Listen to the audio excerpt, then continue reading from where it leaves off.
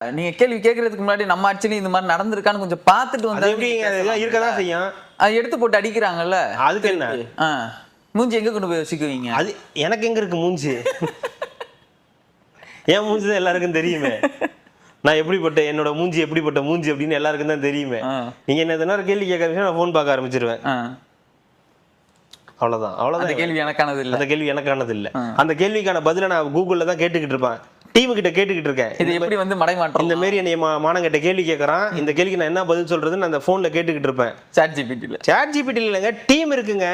அந்த நிறுவனம் டீம்ல இருந்து ஆன்சர் வரும் உங்களுக்கு. நீங்க என்ன நினைச்சுக்கிட்டு இருக்கீங்க? நீங்க இந்த டிபேட் எல்லாம் நோட் பண்ணீங்கன்னா தெரியும். யார சொல்றீங்கன்னு எனக்கு. எல்லாரும் அமைதியா இருப்பாங்கங்க. எல்லாருமே அமைதியா இருப்பாங்க. அவங்கவுங்க வேலையை பார்ப்பாங்க. ஒரு சிலர் சில நேரத்துல போன் எடுத்துட்டு மெசேஜ் பார்த்துட்டு இப்படி கவுத்து வச்சிருவாங்க. ஒருத்தர் மட்டும் மகளே இந்த மாதிரி கேள்வி கேட்டுட்டு இருக்காங்க, இப்ப என்ன பதில் சொல்ற? கிளி கிளிக்க எந்த ஒரு காரியம் தெரியல, இந்த கிளி கிழிச்சுக்கிட்டு இருக்கா, என்ன பண்ணிக்கிட்டு இருக்கு, நீங்க எனக்கு டக்குன்னு ஆன்சர் அனுப்பணும்னா ஆன்சர் அனுப்பிடுவாங்க போல. உடனே அதுல இருந்து ஒரு கேள்வி எடுப்பாரு.